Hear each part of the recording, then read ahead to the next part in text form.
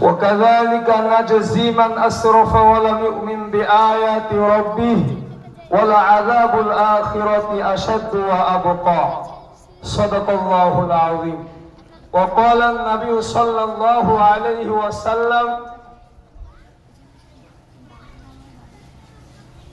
القرآن شافع مشفع وماحل مصدق من جعله أمامه قاده إلى الجنة ومن جعله خلفه ساقه إلى النار أو كما قال عليه الصلاة والسلام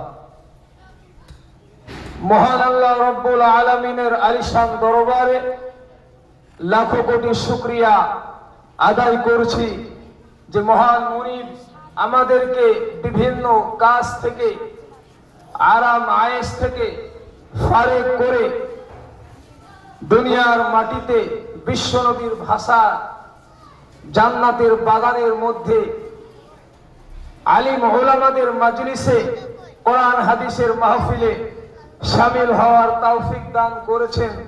এজন্য আমরা খুশি না বেজার? এভাবে আমরা খুশি না বেজার? কম না বেশি?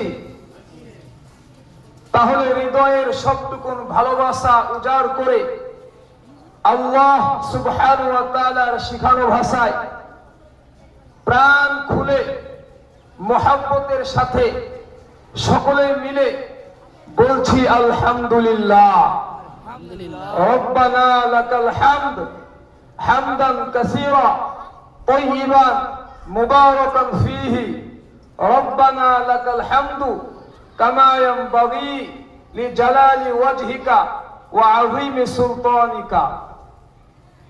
আমরা সর্ব ইব্রাহিম ওয়া আলা আলি ইব্রাহিম ইন্নাকা হামিদুম মাজিদ আল্লাহুম্মা বারিক আলা মুহাম্মাদিন ওয়া আলা আলি মুহাম্মাদ কামা বারাকতা আলা ইব্রাহিম ওয়া আলা আলি ইব্রাহিম ইন্নাকা হামিদুম মাজিদ। যে মাহফিলে আল্লাহ রাসূলের উপরে দরুদ না পড়া হয় ওই মাহফিল আল্লাহর দরবারে কবুল হবে না। এমনকি এই মজলিস আমাদের জন্য কষ্টের কারণ হয়ে যেতে পারে বাবা, বিপজ্জনক হয়ে যেতে পারে। আবু দাউদ এবং তিরমিজি শরীফে এই হাদিসটি আছে বাবা। আল্লাহ রাসূল বলেছেন মা জালাসা কওমুন মাজলিসান লাম ইয়াযকুরুল্লাহ ফি ওয়া লাম ইউসাল্লু আলা নাবিয়্যিহিম। যখন কোন সম্প্রদায় লোকেরা কোন একটি মজলিসে বসে আর বসার পরে আল্লাহকে স্মরণ করে না এবং রাসূলের প্রতি দরুদ পড়ে না ইল্লা কানা আলাইহিম তিরাতান, তাহলে সেই মজলিস তাদের জন্য আফসোস বা অনুতাপের কারণ হবে, কষ্টের কারণ হবে। ফাইন শাআ আযাবাহুম, আল্লাহ চাইলে তাদেরকে আযাব দিতে পারেন। ওয়া ইন শাআ গফারা লাহুম, আর আল্লাহ চাইলে তাদেরকে ক্ষমা করে দিতে পারেন। পারেন কিনা জোরে বলুন। শুধু তাই নয় বাবা, আর এক হাদিসে আল্লাহ রাসূল বলেছেন মান নাসিয়া সালাতা আলাইয়া, যে ব্যক্তি আল্লাহ রাসূলের প্রতি দরুদ পড়তে ভুল করলো খতিয়া তরিকাল জান্নাহ, সে আসলে জান্নাতের রাস্তা ভুলে গেল। শুধু তাই নয়, তারপর হাদিসের মধ্যে বলেন মান যুকিরতা ইনদাহু ফালাম ইউসাল্লি আলাইকা, যেই ব্যক্তির সামনে আল্লাহ রাসূলের নাম উচ্চারিত হয় কিন্তু দরুদ পড়লো না, ফামাতা, ওই ব্যক্তি যখন মারা যাবে ফাদাখালান নার, আল্লাহ রাব্বুল আলামিন তাকে জাহান্নামে নিক্ষেপ করবে। ফাবাদাহুল্লাহ, আল্লাহ সুবহানাহু ওয়া তাআলা তাকে তার রহমত থেকে তার দয়া থেকে দূরে সরিয়ে রাখবে। হযরত জিবরাইল আলাইহিস সালাতু ওয়াস সালাম নবীকে বলেন নবী গো আপনি আমিন বলুন। আল্লাহ রাসূল মায়ার নবী দয়ার নবী রাহমাতুল লিল আলামিন বলেন আমিন, আল্লাহ তুমি কবুল করে নাও। এ বাবা, আল্লাহ রাসূল যদি এই দোয়া করে এই দোয়া কবুল হবে না হবে না? আর যদি দোয়া কবুল হয় তাহলে যেই ব্যক্তির জন্য দোয়া করলো ওই ব্যক্তি জান্নাতে যাবে না জাহান্নামে যাবে? আপনারা বলুন। তাহলে দরুদ না পড়ার কারণে সম্পর্কে অনেক হাদিস আছে বাবা, অনেক।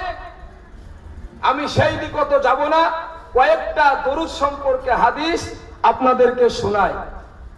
আর এক হাদিস আল্লাহ রাসূল বলেছেন ফামান কানা আকসারুহুম আলাইয়া সালাতান কানা আকরাবুহুম মিন্নি মানজিলা। যে ব্যক্তি যত বেশি আল্লাহ রাসূলের প্রতি দরুদ পড়বে সে ব্যক্তি জান্নাতে মর্যাদায় তত বেশি আমার নিকটবর্তী হবে। সুবহানাল্লাহ বলবেন না? তাহলে আরেকবার আমরা দরুদ ইব্রাহিমটা পড়ি। আল্লাহুম্মা সাল্লি আলা মুহাম্মাদ কামা সাল্লাইতা আলা ইব্রাহিম ওয়া আলা আলি ইব্রাহিম ইন্নাকা হামিদুম মাজিদ। আল্লাহুম্মা বারিক আলা মুহাম্মাদ ওয়া আলা আলি মুহাম্মাদ কামা বারাকতা আলা ইব্রাহিম ওয়া আলা আলি ইব্রাহিম ইন্নাকা হামিদুম মাজিদ।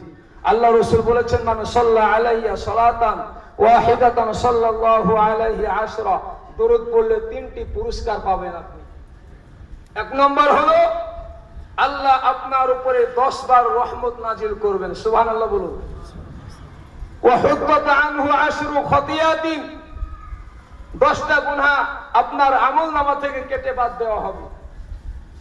ওয়া রুফিআত লাহু আশরু দারাজাতিন, শুধু তাই নয়, আপনার আমলনামাতে আপনার এবং 10টা সম্মান মর্যাদা আল্লাহ বৃদ্ধি করে দিবেন। সুবহানাল্লাহ বলুন। এ বাবা, আপনাদেরকে আমি বলি, আপনি দরুদ যত পড়বেন, যত দরুদের আমল করবেন, আপনার তত ফায়দা। কিরকম ফায়দা? আপনার জিন্দেগিতে, আপনার হায়াতে রিজিকের অভাব হবে না। সব সমস্যার সমাধান হলো দরুদ এবং ইস্তেগফার। ঠিক কিনা জোরে বলুন। আপনি প্রতিনিয়ত পবিত্র হালে আপনি দরুদ পড়বেন এবং ইস্তেগফার করবেন। আল্লাহর কসম করে বলছি, আপনি কোনোদিন অভাবে অনটনে পড়বেন না। তাহলে আমরা প্রতিনিয়ত দরুদ পড়বো না বাবা? পড়বো ইনশাআল্লাহ। এমনকি বেশি বেশি করে দরুদ পড়লে স্বপ্নের মাধ্যমে আল্লাহ রাসূলের সঙ্গে দেখা হয়ে যেতে পারে। মান রাআনি ফিল মানামি ফাকাদ রাআনি। আল্লাহ রাসূল বলেন, যে ব্যক্তি আমাকে স্বপ্নে দেখলো সে আমাকে দেখলো। ফাইন্না শাইতানা লাম ইয়াতামাসাল বিসুরাতি। শয়তান সবার রূপ ধারণ করতে পারে কিন্তু আমার রূপ ধারণ করতে পারে না। এজন্য বাবা, দরুদের আমল লাগান। যখন আপনি আল্লাহ রাসূলকে স্বপ্নে দেখতে পাবেন, আল্লাহ রাসূল বলেন, হাল্লাত লাহু শাফাআহ, কিয়ামতের দিনে তার জন্য আমার সুপারিশ করা ওয়াজিব হয়ে যায়। তাহলে আমরা সব সময় ইনশাআল্লাহ যতদিন বাঁচবো দরুদের আমলে আমরা ডুবে থাকবো ইনশাআল্লাহ বলুন। এখন আমি আরেকটা বিষয় আপনাদেরকে বলবো। এই বিষয়টা না বললেও না হয় না, বলতেই হবে বাবা, যেহেতু আমল হয়ে গেছে। কি বিষয়? যে বিষয়টা এখন আমি বলবো, আপনার বেশিরভাগ এই পাপটি মানুষ করে থাকে, অথচ ইসলাম এটা বহুত ভয়ঙ্কর পাপ। আপনি নামাজ পড়েন, তাহাজ্জুদ পড়েন, কোরআন পড়েন, সব পড়েন, টাটকা হজ করে আসলেন, আপনি তাও জাহান্নামে যাবেন যদি ওই পাপটা আপনার মধ্যে থাকে। সেটা কি পাপ?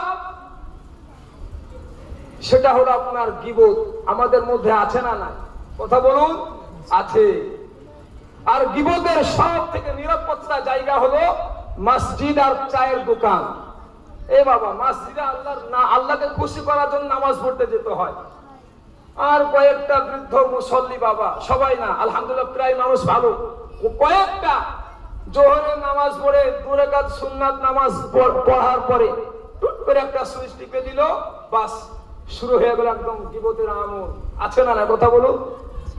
অথচ ইসলামে এই পাপটি ভয়ঙ্কর পাপ। আপনি মদ, জেনা, ব্যভিচার, চুরি, ডাকাতি সব করলেন, এই সমস্ত পাপগুলো তাওবার মাধ্যমে আল্লাহ মাফ করে দিতে পারে। কিন্তু গীবত করলে কোশ্চিন কালেও আপনি মাফ পাবেন না। আপনি আমার সম্মান নিয়ে খেলবেন, আমার ইজ্জত নিয়ে খেলবেন, আর কাবা ঘরে গিলাফ ধরে যদি আস্তাগফিরুল্লাহ করেন পড়েন, আল্লাহর কসম করে বলে যায় কিয়ামতের সকাল পর্যন্ত আল্লাহ আপনাকে মাফ করবে না। এ বাবা, আমি আপনাকে মারবো আর আপনার বাপের কাছে ক্ষমা চাইলে হবে? হবে? ঠিক তেমনি আমার গীবত করেছেন, আমার পরনিন্দা পরচর্চা করেছেন, আমার কাছে মাফ চাইতে হবে।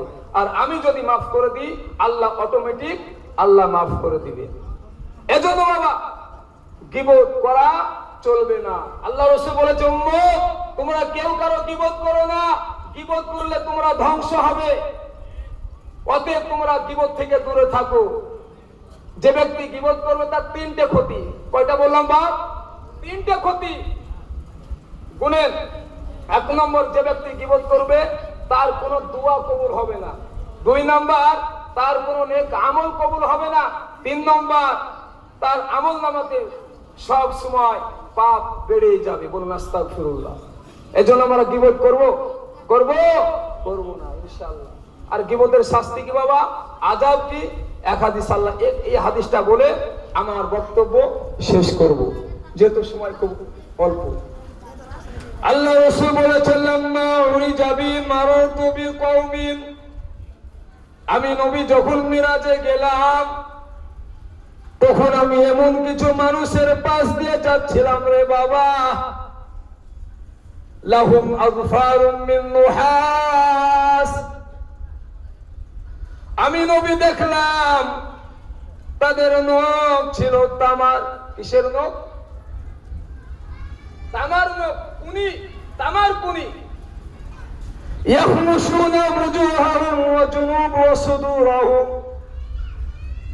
এই তামার নখ দিয়ে তাদের মুখমণ্ডল আর এই বুক এইভাবে জখম করতেছিল রে বাবা। জখম হয়ে যায়, আবার পুনরায় ঠিক হয়ে যায়, আবার জখম করতেছে, আবার খাম হয়ে যায়। আমি বললাম, জিবরাইল, মান হাউলা ইয়া জিবরিল, ও জিবরাইল এরা কারা গো? জিবরাইল বলেন, হাউলা আল্লাযীনা ইয়াকুলুনা লুহুমান নাস। ইয়া রাসূলুল্লাহ, ইয়া হাবিবাল্লাহ, নবী গো, এরা হলো আপনার ওই সমস্ত উম্মত যারা মানুষের গোশত খাইতো। কি খাইতো? গোশত খাইতো, তার মানে গীবত করতো। নবী গো, ওয়ায়াকুনা ফি আরাদিহিম, শুধু তাই নয়, মানুষের মান সম্মানে আঘাত করতো। আছে না নাই বাবা? মানুষের সম্মান নিয়ে খেলতো নবী, এই জন্য তাদের এই শাস্তি। বলুন আস্তাগফিরুল্লাহ। এই জন্য বাবা গীবত করা চলবে না। মুসলিমদের উপরে গীবত করা হারাম। যে ব্যক্তি গীবত করবে সে যতই নামাজ রোজা হজ যাকাত করুক না কেন, ওই ব্যক্তি জাহান্নামে যাবে। বলুন আস্তাগফিরুল্লাহ। আল্লাহ সুবহানাহু ওয়া তাআলা আমাদেরকে যতদিন পৃথিবীর বুকে বাঁচবো কোরআন এবং সুন্নাহর আলোকে আমল করার তৌফিক দান করুন। আমিন। আসসালামু আলাইকুম ওয়া রাহমাতুল্লাহ।